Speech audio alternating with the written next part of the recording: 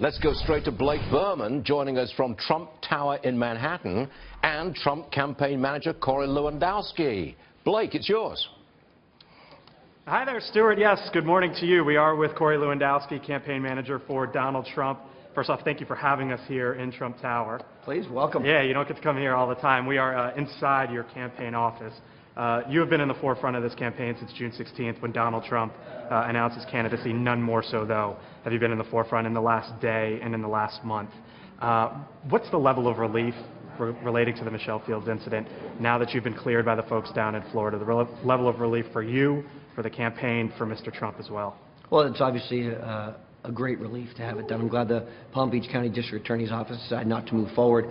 I want to thank Mr. Trump first and foremost for standing behind me and next to me and giving me the privilege of keeping my job here. You know, most other people in this race, all of the other people in this race said I should be immediately fired. And Donald Trump stood next to me and said, no, I'm going to stand by him like I would the American people. And I can tell you this, it's been tough not on the campaign, but on my family. I've got a young family at home, my wife, four young kids who, you know, I think the media took this story and ran with it. And I think it was unfairly done, to be honest with you. I'm glad it's behind us, and I'm glad that we're focused on the campaign. But I'm also glad that Mr. Trump made the investment in his facility down in Florida, that we took the videotape that was on the ceiling, and we turned that over to the Palm Beach Police Department so that they could see firsthand what actually took place. Because without that videotape, I wouldn't be exonerated today. So I'm thankful for him. I'm thankful for his leadership and his support. We have heard from Michelle Fields, statements, Twitter, so forth. We haven't really yet heard from you about that night. What happened that night from what you remember? Well, so here's the crazy part is some interaction with Michelle Fields in my entire life is caught on that videotape. I've never spoken to her before. I've never met her before, to the best of my recollection. And you've seen the videotape, and now, unfortunately, millions of people have seen that videotape. Mm-hmm. My interaction was potentially 3 seconds long. And it was me walking from location A to location B, and on the audio tape you hear me say, excuse me, and thank you, because I was trying to walk between two people. That's the sum total of what I remember. Now, other people may remember it differently, but what I remember is trying to go from A to B, and it wasn't an incident in my life. It wasn't something that stood out and said, wow, something just happened. I was available after that incident, you know, potentially took place for any questions or inquiries, or to have someone say to me, hey, this just took place and we should resolve this issue. No one did that to me. And the first time I even knew that an incident potentially occurred is when I looked at Michelle's boyfriend's Twitter feed hours later. And what I did that night, this wasn't reported, so I picked up the phone and I called Michelle. What did you want to tell her? I wanted to find out what happened, because I didn't know what happened, because I had never heard from her. And to this day, the campaign's never heard from her. She's never once called and said, hey, this took place. I'd like to go and resolve this issue. I don't want to make this a story. None of that ever took place. But because I saw what the Twitter feed was saying, I said, geez, let's find out what's going on. So I picked up the phone. I turned over my phone records to the district attorney's office to show that I called her that evening. I never heard back.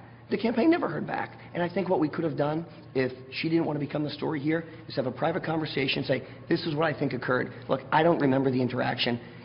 I'm not trying to belabor this. I'm not trying to belittle this. What I'm saying is, it was less than 3 seconds of my entire life. It was me going from A to B, and that was the sum total. And I didn't think anything outside the ordinary took place. Last question I want to ask you about this before we move on to the campaign. You mentioned the other campaigns that suggested you'd be suspended, you'd be fired.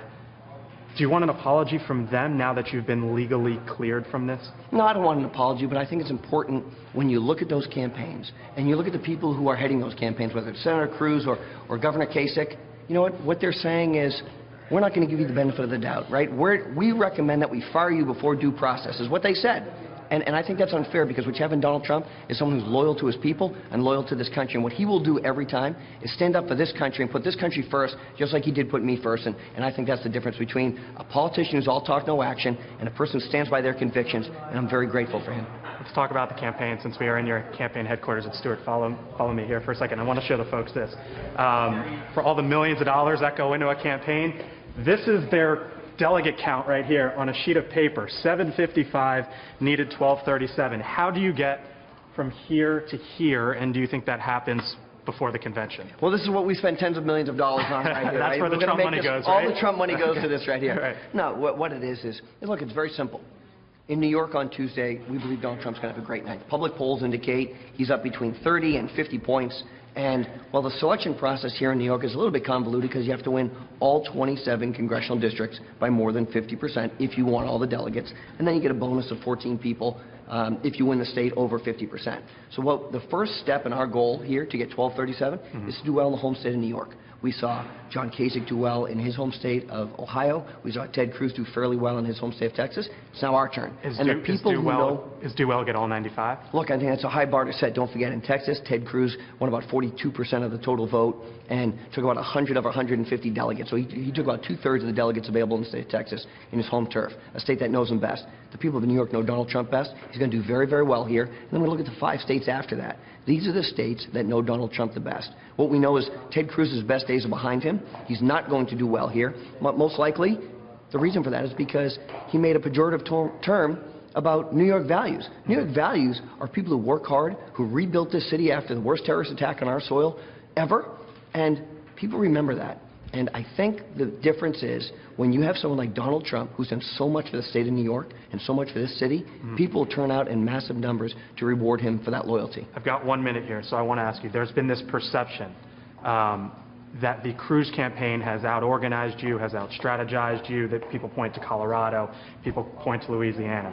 Since the Michelle Fields incident, you've since brought on Paul Manafort, Rick Wiley, and just this past week. What's your standing within the campaign right now, and how does everything work underneath you from Donald Trump to the top to you and everybody else? Who's running the show here? So let me say first and foremost, right?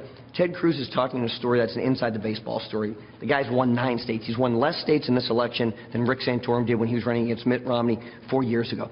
Donald Trump has 2 million more votes. He has hundreds of delegates more than Ted Cruz. But Ted Cruz wants to talk about second and third and fourth ballot. After Tuesday night and the election results in New York, he's probably mathematically eliminated. That's number one. Okay. So that's the story he wants to tell. The fact is he continues to lose. In states where people get to vote, Ted Cruz loses. Number two, our campaign, in order to be successful, we have to grow. We've run a very small, lean operation, bringing Paul on board. I've been working with Rick Wiley for 4 weeks, 5 weeks to get him onto the campaign. We're finally there. If we're going to go up against the Clinton machine, which has thousands of people, we need to grow. We need to bring the best talent in possible. So we're doing that. And Paul has a proven ability over 40 years to go and get delegates done and put a great team in place. That's what we need now. The days of 1 and 2 people making up the core of the team can't exist. Look, I looked at the old campaigns from all the winning campaigns. They put 25 and 35 and 40, 50, 60 of the best killers on the planet on that team so they can be successful. That's what we're now building. And we're going to build a big D.C. operation so we can work with the RNC, and we're going to do it here. Corey Lewandowski, thank you very much.